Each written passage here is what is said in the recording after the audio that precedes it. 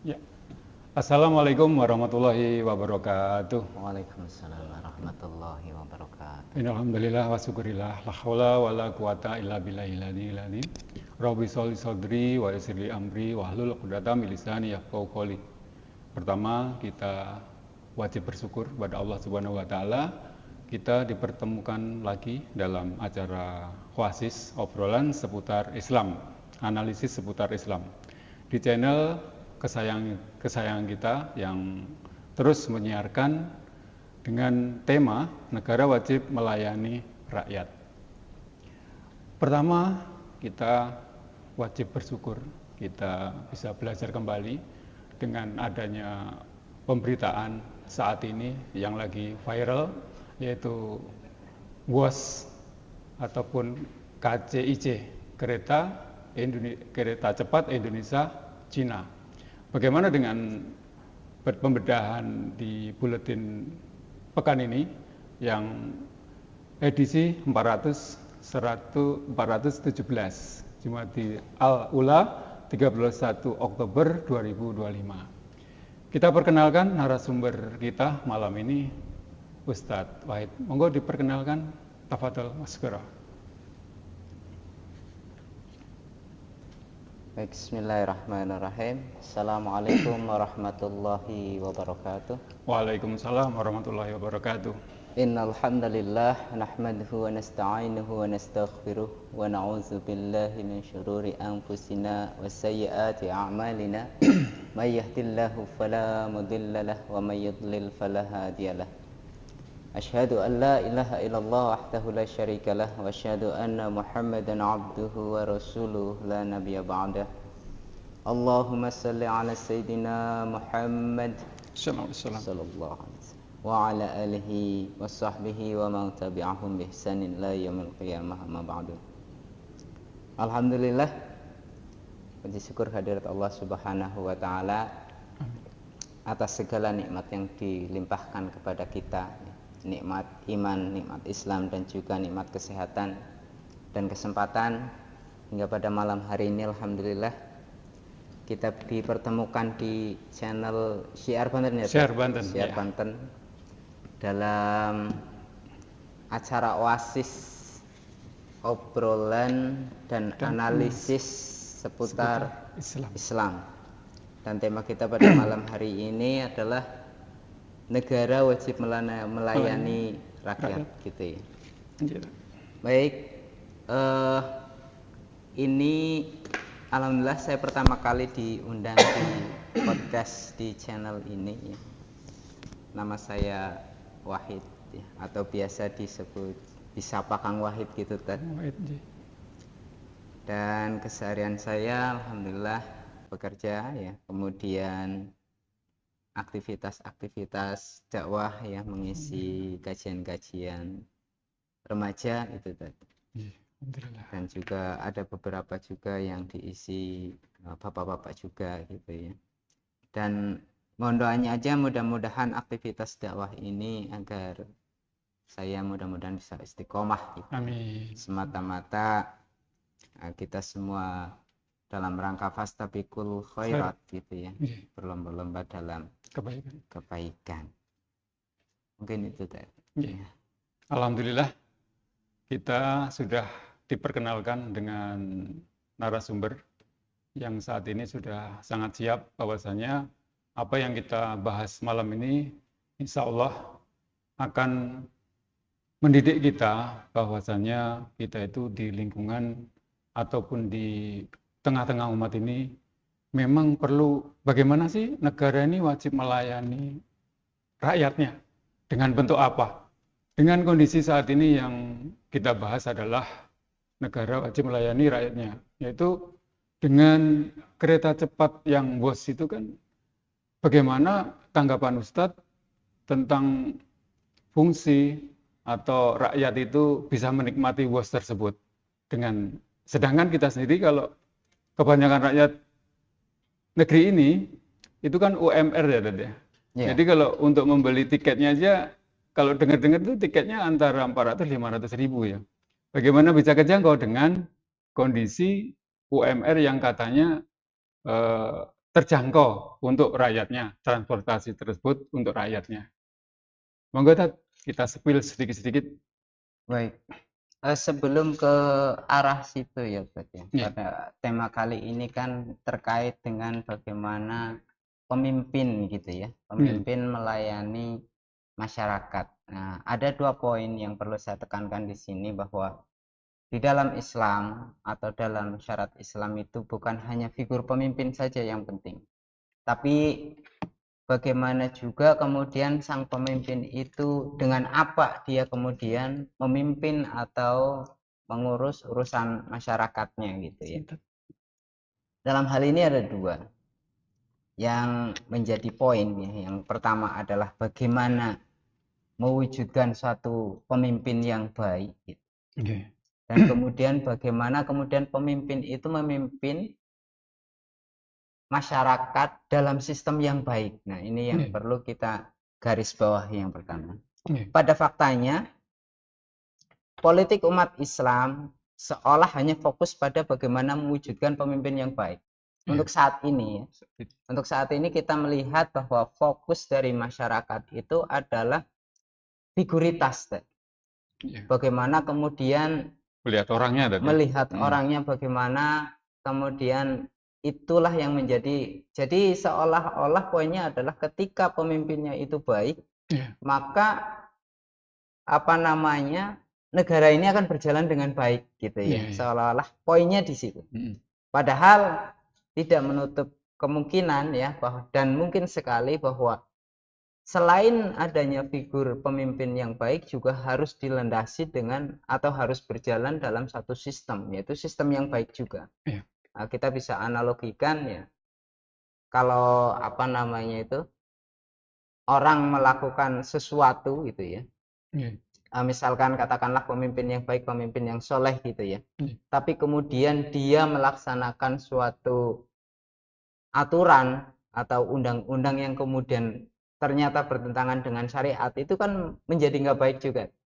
Jadi antara pemimpin dan sistem itu harus satu rule gitu, searah gitu. Dalam hal ini kita adalah umat muslim yang mana kita percaya betul bahwa dan yakin ya bahwa sebagai muslim itu kan harus masuk Islam itu secara kafah gitu ya, menyeluruh sebagaimana firman Allah, a'udzubillahi minasyaitonirrajim, bismillahirrahmanirrahim, ya ayyuhalladzina amanu dkhulu fis-silmi kafah.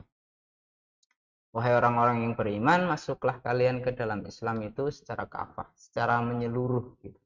Termasuk juga bagaimana kemudian seorang pemimpin itu memimpin sebuah negara ya. Tentu saja dia harus menjalankan syariat Islam itu secara menyeluruh dalam rangka dia memimpinnya. Sebagaimana dulu Rasulullah SAW ya, sebagai figur atau teladan yang baik ya dalam segala bidangnya, termasuk juga dalam bidang kepemimpinan ya, karena dalam diri Rasulullah itu kan sebagai uswah hasanah, suri teladan yang baik ya. Laqad kana lakum fi Rasulillahi uswatun hasanah. Dan sesungguhnya telah ada pada diri Rasulullah itu adalah suri teladan yang baik. Nah, kita tahu bahwa suri teladan di sini atau mencontoh kepada Rasul di sini itu bukan hanya dalam perkara ibadah saja. Misalkan dalam perkara sholat atau haji yang memang kita harus mengacu ke sana ya, mencontoh Rasulullah SAW. Tapi dalam hal lain juga kita harus mencontoh beliau dalam kehidupan pribadi beliau, dalam bagaimana beliau membina rumah tangga gitu ya. Dan juga yang paling penting adalah bagaimana beliau mengurusi masyarakat, beliau memimpin. Nah, kita juga harus mencontoh ke sana. Jadi poin yang pertama dalam kepemimpinan dalam Islam itu ada 2 hal ya, tidak cukup dengan figur pemimpin yang baik tapi dengan sistem yang kurang baik gitu. Tapi adanya figur yang baik itu yang sesuai dengan kriteria pemimpin, sesuai dengan syarat Islam itu ya, yang mana pemimpin itu dalam Islam itu harus memenuhi persyaratan yang kalau ada syarat pokok dan syarat afdoliyah gitu. yang mana yang syarat pokok itu ada 7 minimal yang harus ada pada figur seorang pemimpin ya. Yang pertama adalah dia harus seorang muslim, kemudian laki-laki, kemudian balik ya, bukan anak-anak, berakal gitu. Kemudian juga merdeka ya, tidak dalam kekuasaan orang lain.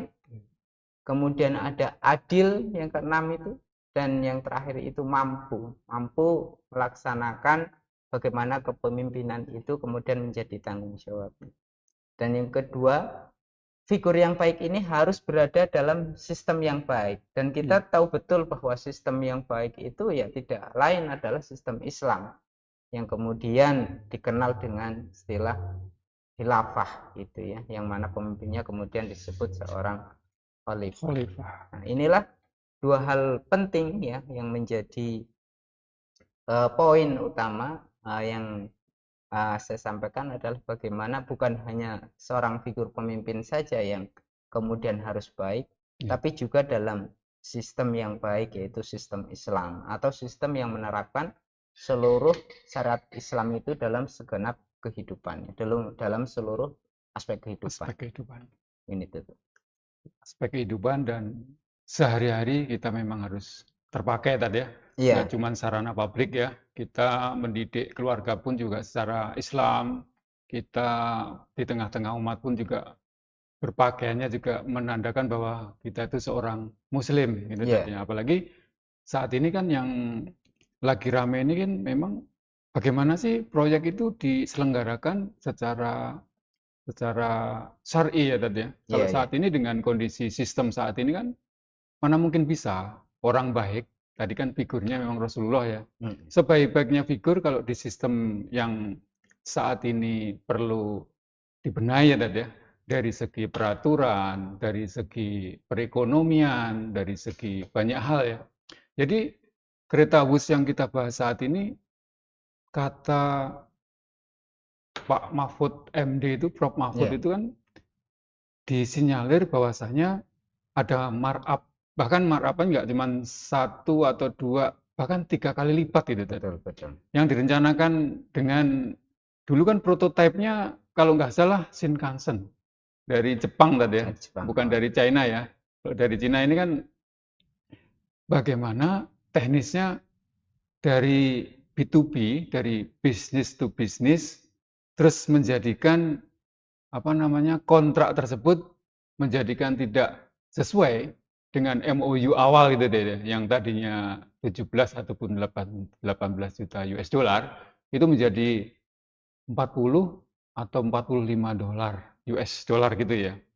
Jadi tanggapan Ustadz bagaimana nih di sistem ini, atau komparasi di sistem khalifah zaman dahulu itu kan, kalau kita baca terakhir kan ada ya, sudah ada maksudnya pembangunan dari kereta-kereta awal-awal revolusi industri dulu kan ada tadi ya, bagaimana teknisnya, ataupun saat ini dikomparasikan dengan B2B KCIC, kereta cepat Indonesia Cina.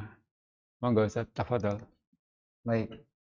Sebenarnya sebagai bentuk dari pelayanan negara kepada masyarakat itu ya, yang memang menjadi tugas negara sebenarnya. Tugas negara di mana dalam pandangan Islam itu ya melayani masyarakat atau memberikan hak-hak yang memang menjadi haknya masyarakat. Dalam hal ini kekuasaan itu bukanlah sarana untuk bermegah-megahan. Kita bisa melihat bagaimana kondisi sekarang ya memang tidak ideal ya, bagaimana kita melihat kondisi masyarakat kita itu masih banyak yang hidup di bawah garis kemiskinan gitu ya tadi. Ketimpangan sosial itu sangat luar biasa, dan kalau kita lihat itu pejabat malah nggak ada yang miskin. Mereka kaya-kaya gitu. Malah numpak jetnya, ya, bahkan bermewah-mewahan ya. Jadi kepemimpinan itu adalah amanah yang besar yang diberikan kepada seorang yang mana amanah ini di akhirat nanti juga akan dimintai pertanggungjawaban di hadapan Allah Subhanahu wa Ta'ala. Ya, seorang pemimpin tentu saja ya tugasnya melayani masyarakat itu ya tidak kemudian memperkaya diri atau kemudian menguntungkan kelompoknya saja ya, melainkan untuk menunaikan tanggung jawab untuk mengurus masyarakat secara umum.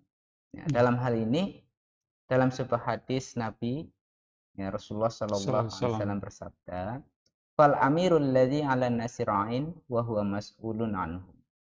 Amir atau seorang penguasa yang mengurus banyak orang itu disebut pemimpin dan dia akan dimintai pertanggungjawaban atas apa yang dipimpinnya atau atas mereka gitu ya. Hadis riwayat Bukhari dan Muslim. Jadi sebenarnya tanggung jawab pemimpin itu sangat berat ya. Sangat berat di hadapan Allah Subhanahu wa taala. Dulu ketika Umar bin Khattab menjadi khalifah ya. Beliau itu kan dulu hidup itu di Madinah ya, Madinah. Kemudian beliau itu merasa khawatir ketika ada lubang, ya ada jalan berlubang, jalan berlubang yang dikhawatirkan ada keledai terperosok di situ, kemudian di akhirat nanti ditanyakan sama Allah Subhanahu Wa Taala. Nah, Umar bin Khattab yang ada di Madinah mengkhawatirkan ada keledai yang kemudian terperosok di Baghdad di Irak. Padahal jarak antara Madinah dan Irak itu sangat jauh. Tapi pedulinya ya, seorang pemimpin kepada umatnya, ya, bahkan semua yang kemudian menjadi tanggungannya, termasuk juga hewan dan tumbuhan itu diperhatikan ya, bagaimana Umar itu sangat mengkhawatirkan keledai terperosok. Bayangkan ketika ada manusia tentu saja kan lebih dikhawatirkan lagi ya tanggung jawab. Nah, inilah urgensinya seorang pemimpin yang bertanggung jawab yang kemudian melaksanakan amanah dari Allah Subhanahu wa taala untuk mengurus urusan masyarakat dengan syariat Islam, akan peduli dengan rakyatnya, akan melayani dengan sepenuh hatinya dengan penuh tanggung jawab karena dia semata-mata karena nanti ada pertanggungjawaban di hadapan Allah Subhanahu wa taala. Dan inilah yang menjadi konsen ya, bagaimana kemudian pemimpin masa depan itu bisa seperti itu yang kita harapkan. Dan kemudian terkait dengan pelayanan pemimpin kepada masyarakat gitu. Seperti halnya tadi dicontohkan adanya proyek-proyek infrastruktur atau sarana-sarana transportasi ya. Dalam hal ini kereta cepat ya yang sekarang lagi disorot karena di markup gitu ya. Terlepas dari itu bahwa sebenarnya pelayanan negara kepada masyarakat gitu ya. Pelayanan negara kepada masyarakat itu ada beberapa hal yang kemudian ada ketentuan syariah di situ. Jadi bentuk pelayanannya seperti apa gitu dan bagaimana. Yang pertama adalah pelayanan negara atau pemerintah gitu ya. Itu pertama harus bersifat egaliter. Nah, egaliter di sini adalah berlaku untuk seluruh warga negara tanpa membedakan agamanya gitu ya. Suku jadi semuanya ras. Iya, jadi semuanya itu mendapatkan hak yang sama atau dalam artian itu dalam pandangan Islam warga negara itu punya kewajiban dan hak yang sama gitu. Punya hak yang sama. Artinya hak adalah suatu yang harus diterima oleh masyarakat yang merupakan kewajiban negara yang harus mereka berikan. Ini yang jadi pertama. Konkretnya gitu Dad ya. Konkretnya kalau bos itu seharusnya nggak cuma pejabat aja ya. Masyarakat biasa sipil juga bisa sebenarnya harusnya ya. Dengan pelayanan publik tersebut. Iya. Gitu. Nah, ini yang pertama ya, harus bersifat egaliter. Kemudian yang kedua, pelayanan negara itu kemudian negara tidak boleh menjadikan layanan publik tadi ya, seperti adanya WUS dan lain sebagainya, itu sebagai sarana untuk mencari keuntungan. Ini nggak boleh. Berarti nggak boleh ditenderkan, bisniskan gitu nggak ya? Nggak boleh. Harus diawasi karena ini langsung adalah oleh negara, ya? Hak dari masyarakat, dari warga negara yang kemudian menjadi kewajiban dari negara untuk memberikan pelayanan tersebut ya. Jadi tidak boleh kemudian menjadikan pelayanan publik itu sebagai sumber keuntungan. Semua layanan seperti pendidikan, kemudian ada juga kesehatan, Kesehatan, termasuk juga infrastruktur, sekolah, gitu. iya, Ya, termasuk juga fasilitas transportasi itu transportasi ya. tadi ya, harus diberikan cuma-cuma kepada masyarakat. Ya. Adapun nanti kemudian diambil pungutan gitu ya Hmm, atau bayar gitu, hmm, itu hanya untuk sekedar biar operasionalnya itu berjalan, iya, iya. atau kemudian untuk agar optimalisasi Optimalisasi. pelayanan Ya. gitu. Nah itu di situ. Jadi bukan kemudian misalkan negara membuat katakanlah kereta cepat, kemudian dihitung untung ruginya gitu. Hmm, Jadi kalau memberikan membangun katakanlah kereta cepat buat warga negara kemudian menghitung untung rugi, ini kan berarti bisnis tadi. bisnis ya. Bisnis. Padahal fungsi kepemimpinan di dalam Islam itu adalah fungsi pelayanan, Pelayanan. pengurusan kepada masyarakat, termasuk dalam hal ini adalah pelayanan publik. Jadi seharusnya misalkan dibangun sarana transportasi publik gitu ya, misalkan bayar pun ya harus semurah mungkin ya. Selama itu bisa untuk kemudian biaya operasional ya, biaya operasional atau kemudian menambah optimalisasi pelayanan sehingga transportasi tersebut itu menjadi lebih lebih enak gitu, lebih nyaman Lebih gitu ya, nyaman, terjangkau ya. terjangkau gitu. Ya. Nah, itu yang kedua ya, terkait dengan pelayanan dari negara itu tidak boleh menjadikan layanan publik itu sebagai sumber keuntungan atau untuk mencari laba. Kemudian yang ketiga, pembangunan infrastruktur di dalam Islam harus berorientasi pada kebutuhan real rakyat. Nah, ini yang yang untuk saat ini kok kayaknya jauh ya dari Ya. hal ini ya. Yang dibutuhkan rakyat apa, bangunnya apa, seolah-olah begitu ya. Ya. Padahal di dalam Islam itu harusnya ya mungkin sebenarnya ini bisa diterapkan dalam bidang mana saja ya, termasuk dalam pelayanan publik. Artinya segala sesuatu Ya. pembangunan termasuk juga infrastruktur adalah pertama itu dibutuhkan rakyat apa enggak gitu ya. Manfaatnya buat rakyat itu bagaimana. Nah, ini yang menjadi poin penting sehingga infrastruktur itu kemudian dibangun. Nah, kebutuhan real ya yang memang benar-benar dibutuhkan masyarakat. Kalau kita lihat pembangunan infrastruktur kayak jalan raya, kalau kita melihat sekarang itu kan seolah terpusat di daerah-daerah Ya. tertentu saja. Ya. Di ibu kota. Apalagi apalagi kereta cepat ini ya, yang Ya. dulu di awal-awal pembangunan banyak pengamat mengatakan itu nggak terlalu penting gitu. Ya. Kenapa? Karena Jakarta Bandung itu alat transportasi itu sudah banyak, udah Banyak. cukup gitu loh, Melimpah ya. melimpah dan Ya. gampang gitu.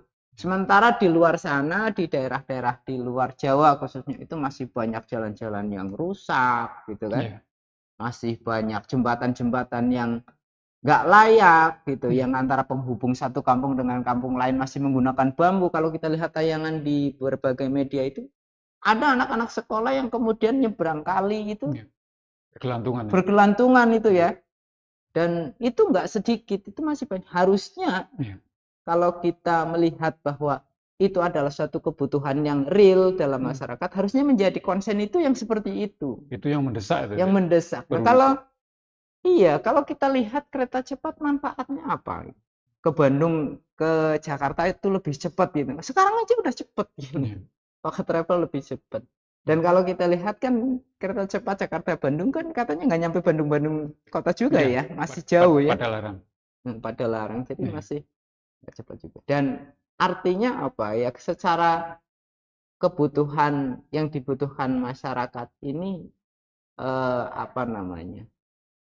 Tidak kena lah ya, tidak kena, tidak tepat gitu. Tepat, belum pas ya saat Belum ini pas. ya. Karena ya itu tadi kita melihat bahwa masih banyak yang harusnya kayak jalan-jalan rusak di kampung-kampung itu masih sangat banyak Ya. dan itu malah nggak tersentuh gitu ya. Ya. Dan kemudian yang terakhir ini Ya. maksudnya dalam hal pelayanan, misalkan negara itu kan memberikan membangun infrastruktur dan lain sebagainya itu kan ada pembiayaan gitu ya. Iya. Dan pembiayaan ini di dalam Islam itu ada sumber pembiayaan yang mana sumber pembiayaan ini dari milkiyah amah, dari harta-harta yang memang kemudian secara kepemilikan itu milik masyarakat gitu ya. Yang mana negara harus mengolah itu, kemudian hasilnya diberikan lagi kepada masyarakat baik dalam bentuk layanan publik itu tadi Iya. atau dalam bentuk langsung juga bisa ya kayak bansos gitu. BLT ya. BLT itu bisa. Tapi yang banyak sekarang itu kan dalam bentuk layanan publik. Nah, yang menjadi masalah sekarang sumber daya alam ini yang menjadi milik amah yang seharusnya milik rakyat ini malah dijual ke asing. Iya. Malah dijual ke asing. Rata-rata begitu ya. Iya, atau korporasi gitu ya. Sehingga pendapatan negara dari sektor ini malah sedikit ya. Kemudian negara malah mengambil pajak dari masyarakat sebagai sumber pendapatan yang kalau kita lihat itu hampir 70-80% ya pendapatan negara kita itu malah justru Ditopang dari pajak gitu. Dan itu malah membebani sebenarnya masyarakat gitu dan rakyat itu. Dan kalau kita lihat kayak tadi seperti tadi itu apa namanya pembangunan kereta cepat WUS itu ya. Ya secara pemanfaatan kepada masyarakat itu ya nggak terlalu bermanfaat gitu. Karena sarana dari transportasi Jakarta Bandung itu udah cukup banyak ya. Ada bis ada, kemudian travel ada ya. Kereta semi cepat juga ada. Kereta iya, artinya yang biasa gitu ya, bukan. Jadi pembangunan WUS itu lebih apa ya? Prestis itu. Kayak prestis, pencitraan gitu. Kayaan ya. Seolah-olah saya bisa bangun ini. Padahal dan justru malah ya kalau kita lihat kayak pembangunan apa namanya kereta cepat ya. Termasuk juga bandara yang terlantar, yang terbengkalai, Kertajati. Kalau nggak salah sekarang malah jadi bengkel pesawat. Kertajati. Atau kemudian IKN. Itu kan pembangunan yang kemudian dengan biaya besar, tapi manfaatnya buat rakyat itu ya bisa dibilang nggak ada lah, minim. Nggak ada sama sekali ya. Dan yang jadi masalah juga adalah sumber pembiayaannya itu ternyata dari hutang. Dari hutang dengan sistem ribawi ya. Udah hutang ribawi. Kemudian hal itu juga pastinya nanti dibebankan kepada masyarakat juga gitu. Pada rakyat juga ya. Jadi iya, harusnya pembangunan itu kan kalau menurut hemat kita sebagai masyarakat kan negara membangun kemudian bermanfaat buat kita ya. Tapi ini kan jadi aneh, Pak. Negara membangun tapi menjadi beban buat kita. Kita manfaatnya apa namanya? Bahkan kalau kita yang nggak mondar-mandir Jakarta Bandung katakanlah kereta cepat kan nggak ada manfaatnya sama sekali buat kita. Mungkin ada beberapa orang yang kemudian memanfaatkan itu. Tapi kalau secara kemanfaatan secara real kan berarti itu hanya untuk kepentingan beberapa orang saja. Yang kemudian apalagi dari proses pembiayaan dan lain sebagainya ya memang kereta cepat ini sekarang lagi menjadi sorotan ya tadi. Pertama dari segi pembiayaan yang sangat tidak masuk akal. Sangat tidak masuk akal gitu ya. Yang sangat tidak masuk akal. Kalau Mahfud MD pernah mengatakan bahwa memang apa namanya ada markup gitu ya. Ada markup di situ. Dan kalau kita lihat sebenarnya untuk pembiayaan awal itu kereta cepat itu ya. Itu kan tadinya kan di awal itu di Cina ya. Di Cina itu diperkiraan harganya waktu itu ya. Itu antara 17 sampai 18 US dollar per kilometernya. Tapi setelah di Indonesia menjadi 50 juta US dollar. Jadi markup-nya itu emang sangat besar sekali ya. Niat banget ya. Bahkan pengamat mengatakan ada potensi korupsi juga di situ. Yang nilainya juga lumayan besar itu ya. me- pengamat itu mengatakan itu nilainya mencapai 40 sampai 50% itu Iya. dari biaya operasional itu yang kemudian dikorupsi gitu ya. Iya. Nah, jadi itu Iya. yang pembangunan gitu ya. Jadi sarana transportasi dan lain sebagainya yang menjadi acuan adalah bagaimana kemudian pembangunan itu atau fasilitas itu sebesar apa sih manfaatnya buat masyarakat gitu. Iya.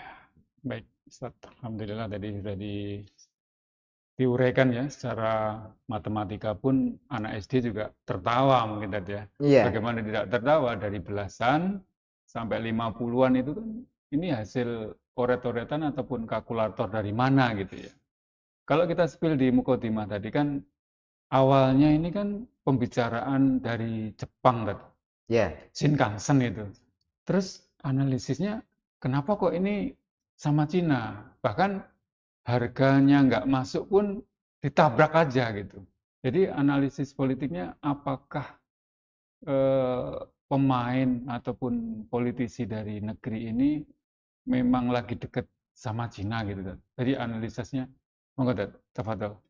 kalau dari segi politis tadi ya, Nggih, kalau kita lihat rezim sebelum ini ya dulu nggih, Jokowi gitu zaman Pak Jokowi itu ya, kan memang kalau kita lihat itu sangat dominan kerjasama dengan Cina. Cina ya, termasuk juga bagaimana kemudian adanya rame tentara maksudnya Termasuk nikel itu tadi ya.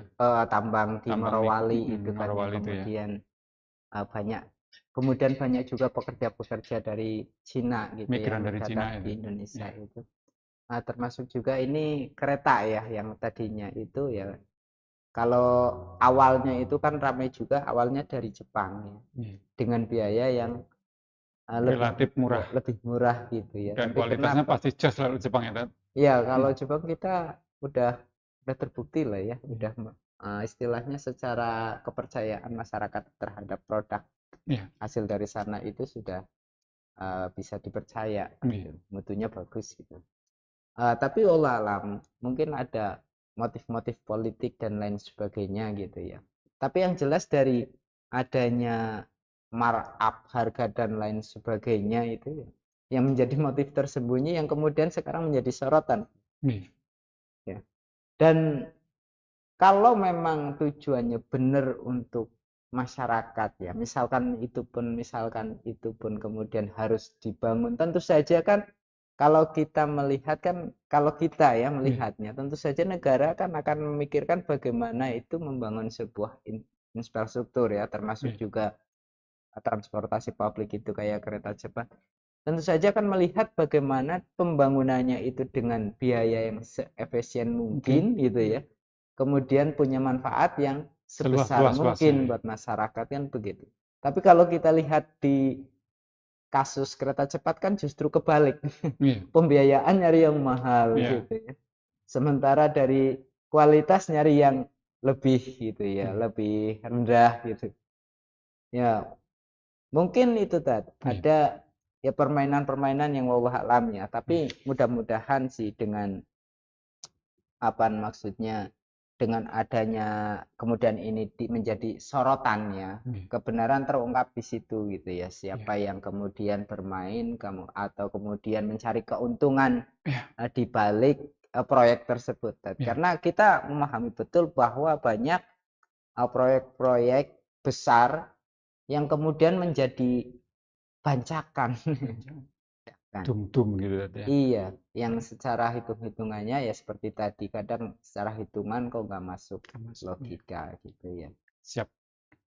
Jadi tadi udah diulas ya, bagaimana kedekatan politisi kita itu terhadap Cina, terus bagaimana kok penawarannya lebih murah dari Jepang kok diambil Cina gitu Dad. Ya, Nah ini kan sudah terjadi di kawasan Asia juga tadi ya. Bahwasanya di tetangga kita Sri Lanka itu kan juga sama seperti itu tadi ya. iya, Dulunya membangun dermaga ataupun pelabuhan yang pada intinya kontraknya ataupun harganya ataupun fungsinya itu sama seperti yang kita lihat saat ini ya, kayak IKN, Kertajati, terus kereta listrik saat ini ya, sangat tidak memihak kepada rakyat. Terus bagaimana dengan kegagalan bayar nanti, Tat? Kalau di sana kan itu udah benar-benar dikuasai oleh China, pelabuhannya gitu. Terus bagaimana? Apakah relnya ataupun apanya atau dikuasai Cina, Tat? Tanggapannya, Tat? Tafadhol. Ya, terkait dengan pembiayaan sebuah proyek besar, memang kalau kita lihat kan mana sih mereka kemudian memberikan itu cuma-cuma, kan Iya. enggak ya. Tentu saja mereka punya agenda politis dan juga mungkin agenda ekonomi. Kalau kita melihat dari segi ekonomi ya tentu saja mereka mendapatkan keuntungan dari apa Iya. namanya bunga pembayaran gitu ya dan lain sebagainya. Tapi dari segi politis memang pembiayaan yang berasal dari utang luar negeri itu adalah menjadi jalan ya bagi penjajahan di bidang ekonomi khususnya tadi. Iya. Karena bagaimanapun juga biasanya pembiayaan untuk dalam skala besar Iya. itu ada perjanjian-perjanjian gitu kan, Iya. nggak ujuk-ujuk dikasih gitu. Iya. Biasanya ada persyaratan-persyaratan yang kemudian harus dijalankan, dan ada konsekuensi-konsekuensi yang mana itu kemudian ketika terjadi gagal bayar Iya. ya, kasusnya kayak di Sri Sri Lanka. Lanka itu ya, Iya. mereka gagal bayar kemudian harus menanggung konsekuensi ya, kemudian diambil alih dan lain sebagainya. Nah, ini juga yang ditakutkan di Indonesia karena wallahualam sih ada kabar juga Pulau Natuna katanya sudah tergadai wallahualam. Tapi yang jelas bahwa pembiayaan yang berasal dari utang luar negeri ya dalam pandangan Islam itu yang pertama adalah haram. Karena apa ya? Karena itu kan pakai bunga ya, riba, jelas itu haram. Kemudian yang kedua adalah menjadi jalan bagaimana itu kemudian si negara donatur itu bisa mengintervensi, termasuk juga dalam hal nantinya kebijakan-kebijakan yang menjadikan negara kita itu seolah-olah dalam arahan mereka gitu. Jadi seolah-olah secara ekonomi mungkin bisa dikatakan terjajah lah secara ekonomi, menjadikan jadi ya bisa dikatakan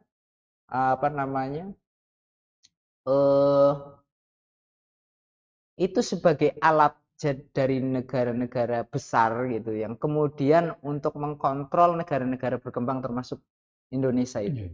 Dalam hal nantinya kan ada kebijakan termasuk juga dalam perjanjian utang piutang itu pasti ada perjanjian-perjanjian yang mana biasanya itu akan menguntungkan mereka dalam perjanjiannya itu. Yang kemudian tentu saja sebagai negara yang berkembang kemudian meminjamkan, menyetujui persyaratan yang mereka ajukan. Biasanya persyaratan itu mereka yang mengajukan. Ya biasanya seperti itu sih, Ustaz. Jadi bahayanya pinjaman luar negeri ya, kemudian dalam jumlah besar itu adanya persyaratan yang kemudian harus disetujui, kemudian itu menjadi jalan intervensi gitu, yang menjadikan negara kita itu ya jadi nggak merdeka gitu ya secara ini ya. Secara ekonomi ya. Iya, secara ekonomi bergantung gitu kan. Ya mungkin. Baik. Jadi untuk Pulau Natuna ataupun keberlangsungan kereta cepat saat ini memang sangat menyedihkan kita sebagai rakyat, kita sebagai umat muslim ya, tidak merasakan, kita merasakan atau melihat aja kalau secara fisik kita melihat doang melalui televisi atau media-media tayangan bahwasanya ini para artis ataupun mereka yang di-endorse supaya bisa merasakan terutama weekend itu tadi ya, yang target-targetnya memang harus dipenuhi karena pembayaran dari kereta cepat ini kan memang tidak bisa ditunda. Ini kan 1 tahunnya di plot atau dengar kabar itu kan 1,9 atau hampir 2 triliun tadi. Terus dampak dari masyarakat ini apa dengan adanya bus seperti itu? Tapi cuman melihat gitu ya. ironis gitu. Kita sebagai masyarakat edukasinya bagaimana itu? Terkait dengan bagaimana kemudian keuangan negara itu mengalami defisit ya, tentu saja imbasnya adalah kembali lagi kepada masyarakat Masyarakat. ya. Dalam hal ini karena di negara kita itu seperti tadi dikatakan bahwa apa namanya, pendapatan negara terbesar itu dari sektor pajak Pajak. ya, dari sektor pajak. Dan ini juga kebijakan yang kemudian sering dibikin ya ketika negara membutuhkan uang, kemudian dinaikin pajaknya lah, Iya, kemudian item-item pajaknya ditambahin lah, yang dulu nggak kena pajak sekarang kena pajak. kena pajaknya. Imbasnya adalah ya banyak kemudian beban masyarakat bertambah. Nah, karena dari efek pajak ini kan domino ya. Bisa dikatakan itu sistemik dampak dari pajak itu. Naiknya pajak kemudian menaikkan harga-harga dan lain sebagainya ya, termasuk Iya, kemudian ya kayak barang kebutuhan. Kalau kita lihat ya, sebenarnya pajak ini kejam juga kan. iya, Kalau kita detail di pajak ya. Kalau kita lihat misalkan harga katakanlah mie lah ya, mie instan itu instan. 3.500 katakanlah, Iya, mencapai harga segitu. Kalau kita lihat detail ke bawah itu berapa kali mie itu dari bahan baku kemudian menjadi mie siap jual di supermarket iya, ya. Pertama kalau kita lihat, dan setiap ada proses gitu ya, proses produksi dari bahan menjadi bahan baku itu iya, kan ada PPN ya, iya, alurnya gitu deh. alurnya kan. Ya katakanlah dari bahan mentah itu misalkan dari apa namanya, misalkan katakanlah dari singkong ya, Iya, kemudian dia menjadi tepung itu tepung. misalkan, itu kan ada pajaknya juga, Iya, PPN 10% ya. Kemudian dari tepung menjadi produk ya, produk. produk yang belum dijual itu ya, Iya, itu kan ada pajaknya ada juga pajak. kan. Kemudian dari produk yang sudah jadi ini dijual Mm, di supermarket, ada pajak penjualan juga gitu iya, kan. Kemudian si pembeli juga ketika beli kena pajak juga. kena pajak. Dan pajak-pajak ini sebenarnya kan harga akhir suatu produk itu kan termasuk pajak itu masuk, Iya, masuk ke harga itu. Artinya pajak dari semua barang industri itu akan kembali lagi kepada masyarakat. Nah, inilah yang kemudian menyebabkan harga-harga itu menjadi mahal gitu ya. Dan masyarakat lagi lah yang kemudian menanggungnya. menanggung dampaknya itu, Bebannya itu. bebannya. Ya walaupun kita lihat kemudian kayak apalagi ini terkait dengan kereta cepat atau bus ini ya, kemudian mengalami apa? Kemarin kan sempat diusulkan untuk ditanggung APBN ya. Iya, Tapi sama Menteri Keuangan yang baru Pak Purbaya. Purbaya itu kan menolak ya. Iya, Nah, kemudian negosiasi atau apa gitu sehingga waktunya diperlama iya, negosiasi. dengan pembayaran yang lebih sedikit. Iya. Kalau dengar kabar kemarin kan dilimpahkan ke Danantara gitu ya. Ya, Danantara itu kan akan memprediksi bahwasanya nanti akan mengatur, Danantara kan juga punya dividen itu, Ya, bagi hasil dan macam-macamnya, keuntungan dan macam-macamnya. Kenapa kok nggak ditutup dari situ aja? Tapi kalau melihat dari analisis politik para politik di timeline tadi ya, semua itu tidak semudah itu, Ferguson katanya seperti itu. Mereka itu ya ada dividennya, tapi posnya juga masing-masing gitu. Nah ini tiba-tiba ataupun ujuk-ujuk bus masuk ini mau diposkan kemana gitu kan. Kalau dipikir secara eksplisit matematika kan jelas ya, istilahnya bunganya 2 triliun per tahun. Tapi kalau dengan pembiayaan seperti itu kan tetap ya kita bahas bahwasanya korbannya tetap rakyat gitu tadi. ya, Ya. Jadi bagaimana kita menyikapi terhadap kondisi ataupun kebijakan-kebijakan publik ini setelah kita amati kan sebelum WUS ini kan IKN tadi ya. Ternyata IKN sekarang juga menjadi candi alias situs gitu tadi ya. Kerja tadi juga sama jadi situs juga. Nah, apakah ke depan ini setelah gagal bayar, terus nanti kan tadi udah dibahas ya bahwasanya wah ini kalau gagal bayar harus harus merelakan Natuna ataupun pulau yang lain gitu. Nah, sikap kita sebagai warga negara bisa nggak Tat, kita itu menyoroti ataupun mengkritisi kebijakan pabrik ini, kalaupun nanti ada kereta cepat, katakanlah jalur cepat kedua, Surabaya, Jakarta, sebaliknya itu tadi ya. Terus bagaimana umat ini ataupun rakyat ini mengemukakan pendapatnya supaya proyek itu tidak terulang lagi dan terulang lagi. Otomatis kalau kita sudah terjadi seperti ini kan kita tidak tahu reviewnya di awal tadi ya. Bagaimana kita itu menasehati ataupun eh, kejadian ini supaya tidak terjadi di akan datang itu terhadap pemerintah ini untuk mengambil kebijakan yang tidak perlu apalagi buat rakyat itu. Ya, kita sebagai muslim ya memang ada kewajibannya untuk termasuk juga muhasabah lil hukam ya, Ya, atau mengoreksi pemerintah penguasa ya ketika penguasa itu berbuat zolim atau zalim menerapkan kebijakan yang di kemudian luar syariat ya. melanggar syariat atau kemudian membebani atau menzalimi masyarakat, kita memang harus ada muhasabah lil hukam, mengoreksi ya, memberi nasihat Pak ya kepada Ya, pemerintah, tentu saja dengan cara-cara yang tidak anarkis ya, ya. Hasan. Nah, kemudian yang kedua yang menjadi poin bahwa inilah sistem yang kemudian diterapkan kita sekarang, yang mana kita melihat di sistem ini, sistem yang tidak menerapkan syariat Islam ya, sistem sekuler disebut demokrasi gitu, yang kemudian kebijakannya itu berdasarkan eh, keputusan wakil-wakil rakyat ya, Ya, termasuk juga adanya pembangunan infrastruktur itu kan tidak lepas juga dari kemudian adanya undang-undang yang kemudian meloloskan itu ya, ya, walaupun itu idenya siapa, yang jelas itu terlaksanakan setelah ada dasar undang-undang. ya. Ada Nah dasar ini hukumnya. ada dasar.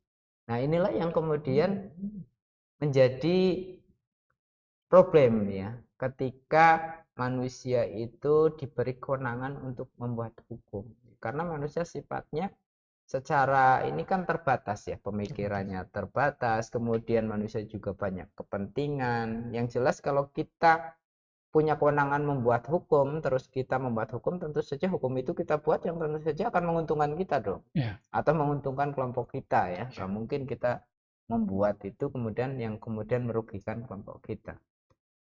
Nah, intinya adalah bahwa kita mengetahui bahwa di sistem ini ya, di sistem demokrasi. demokrasi ya, dengan sistem politik yang sekuler ya, kemudian kita melihat juga banyak pejabat-pejabat yang kemudian terlibat kasus-kasus korupsi ya, termasuk juga dari adanya pembangunan atau proyek-proyek yang kemudian dikorupsi tadi, termasuk juga adanya dugaan korupsi di proyek kereta cepat itu ya. Nah, ini kan perlu solusi ya, Ya, perlu solusi. Nah, solusinya apa? Kalau kita kembali di awal tadi sebelum pembahasan kita, bahwa Islam itu memandang kepemimpinan atau pemimpin itu bukan hanya seorang figur pemimpin yang kemudian ideal untuk menjadi seorang pemimpin ya. Tapi pemimpin yang baik itu juga harus berada dalam satu sistem yang baik. Yang mana kemudian ketika dia memimpin itu, dia juga akan terikat dengan hukum itu hukum-hukum ya, Islam. dalam hal ini adalah syariat Islam. Ya, Jadi solusinya ya ganti sistem ganti sistem. karena kalau Siap. kita lihat sistem di Saat sistem ini tadi ya, yang saat ini ya, kerusakannya itu ya di, masif. iya, hampir di semua segi kehidupan ya, Ya, baik. nggak hanya di bidang ekonomi saja, termasuk juga di bidang pendidikan ya. Kemarin kita lihat di bidang pendidikan kan ada siswa yang kemudian merokok, kemudian ditegur gurunya ya, Gurunya. ya kalau beritanya sih di dapat gitu ya. Ya, Tapi kemudian malah berujung ke masalah hukum ya. ya, Nah ini kan betapa pendidikan itu eh, padahal dalam Islam itu kan pendidikan itu selain membentuk manusia-manusia untuk kemudian punya intelektualitas tinggi, kan juga yang menjadi poin di sini adalah membentuk manusia yang kemudian beriman dan bertakwa itu ya. Nah, ini yang artinya memang sistem ini di semua sendi kehidupan itu memang ya termasuk moralitas itu ya. Ya. Dan apa namanya di sistem yang lain juga ya kalau kita lihat banyak problem lah yang Banyak kalau masalah kita yang timbul ya, iya dengan sistem ini ya. kalau kita simpulkan ya memang ini masalahnya bukan masalah yang kemudian bisa diselesaikan dengan seorang figur ya, tapi harus diselesaikan juga dengan sebuah sistem gitu. Yang kita yakini ya dulu kita yakini bahwa sistem yang baik yang bisa menyelesaikan masalah seperti ini yang dulu apa namanya pernah dijalankan oleh Rasulullah dan para sahabat, bagaimana kemudian mereka mengelola sebuah negara kemudian dengan baik ya tidak lain itu harus kemudian menggunakan sistem Islam, kembali pada Islam. Alhamdulillah. Kita tidak terasa waktu udah di penghujung. Kita tinggal 2-3 menit lagi. Jadi untuk memanfaatkan waktu yang sempit, kita closing statement Ustaz. Mudah-mudahan kita di lain waktu bisa ketemu kembali dengan bedah kafah. Monggo closing statement. Ya, baik. Jadi sebagai pemimpin ya, sebagai apa namanya pemimpin dalam Islam itu dipandang pelayan umat ya, karena fungsi kepemimpinan dalam umat itu kan riayah ala sunil ummah, mengurusi kepentingan umat, dan di akhirat nanti ada pertanggungjawaban atas semua yang dipimpinnya gitu ya, atas kepemimpinnya itu. Saya kutipkan sebuah hadis ya, riwayat Bukhari Muslim. Fal amirul ladzi 'alan nasi ra'in wa huwa mas'ulun an. Jadi setiap amir atau penguasa yang mengurus orang banyak itu ya disebut pemimpin, dan dia di akhirat di hadapan Allah Subhanahu wa taala akan dimintai pertanggungjawaban atas mereka. Jadi mungkin itu tadi. Intinya ya kewajiban dari pemimpin itu ya melayani hak-hak masyarakat. Jazakallahu khairan katsir. Sudah terlaksana bedah kafah malam hari ini. Mudah-mudahan kita sebagai umat muslim lebih melek politik, lebih belajar lagi Islam yang sangat mendalam, apalagi Islam kafah ya Dad. Harusnya kita akan lebih memandang lagi atau belajar lagi apa yang menjadikan kewajiban seorang muslim. Baik Dad, sebelum acara ini kita tutup dengan istighfar dan doa kafaratul majelis. Astaghfirullahaladzim, astaghfirullahaladzim, astaghfirullahaladzim, subhanallah. Kita astaghfiruka wa atubu ilaik. Cukup sekian dari kami. Mohon maaf apabila ada salah kata. Sampai ketemu lagi. Wassalamualaikum warahmatullahi wabarakatuh. Waalaikumsalam warahmatullahi wabarakatuh.